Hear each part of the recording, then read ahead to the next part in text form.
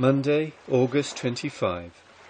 The Spray sailed from Gibraltar, well repaid for whatever deviation she had made from a direct course to reach the place. A tug belonging to Her Majesty towed the sloop into the steady breeze clear of the mount.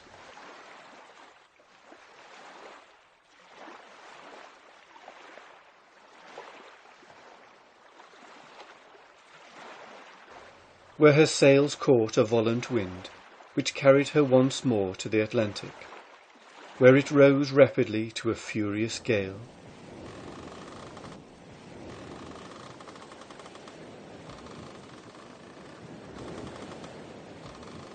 My plan was, in going down this coast, to haul off shore well clear of the land, which hereabouts is the home of pirates.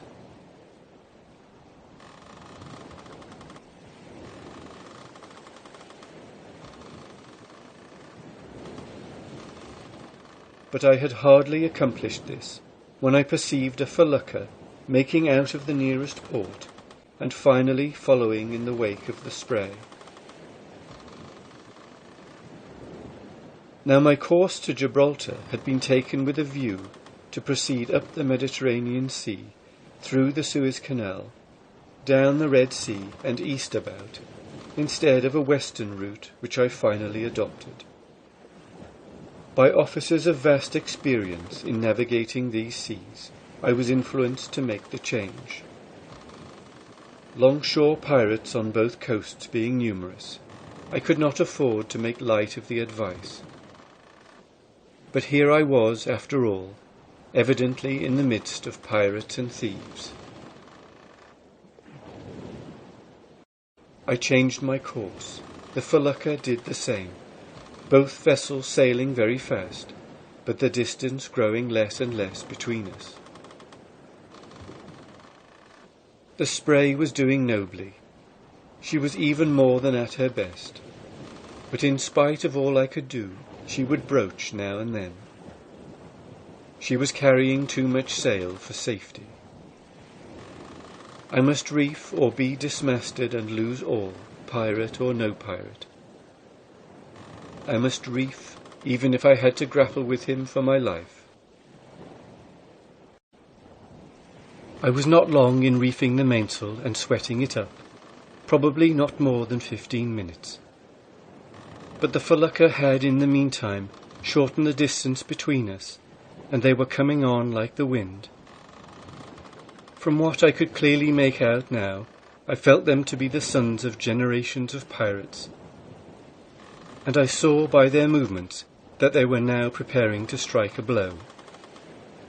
The exultation on their faces, however, was changed in an instant to a look of fear and rage. Their craft, with too much sail on, broached to on the crest of a great wave. This one great sea changed the aspect of affairs suddenly as the flash of a gun.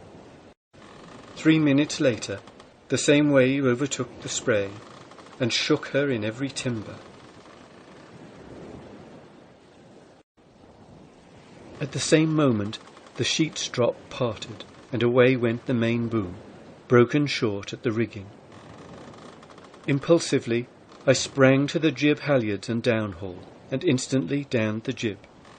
The headsail being off and the helm put hard down, the sloop came in the wind with a bound. While shivering there, but a moment though it was, I got the mainsail down and secured inboard, broken boom and all. How I got the boom in before the sail was torn, I hardly know, but not a stitch of it was broken.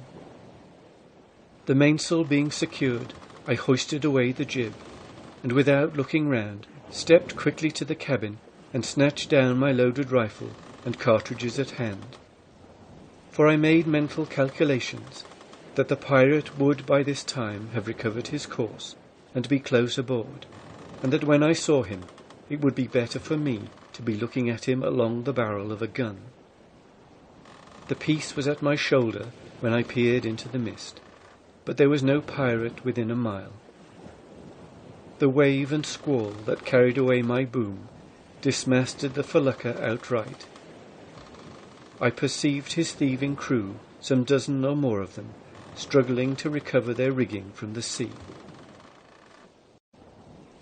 I sailed comfortably on under the jib and fore staysail, which I now set. I fished the boom and furled the sail snug for the night, then hauled the sloop's head 2 points offshore, to allow for the set of current and heavy rollers toward the land. This gave me the wind 3 points on the starboard quarter, and a steady pull in the headsails. By the time I had things in this order it was dark, and a flying fish had already fallen on deck. I took him below for my supper, but found myself too tired to cook, or even to eat a thing already prepared. I do not remember to have been more tired before or since in all my life than I was at the finish of that day. Too fatigued to sleep, I rolled about with the motion of the vessel till near midnight, when I made shift to dress my fish and prepare a dish of tea. I fully realized now, if I had not before, that the voyage ahead would call for exertions ardent and lasting. On August 27, nothing could be seen of the Moor or his country, except 2 peaks away in the east through the clear atmosphere of morning. Soon after the sun rose, even these were obscured by haze, much to my satisfaction.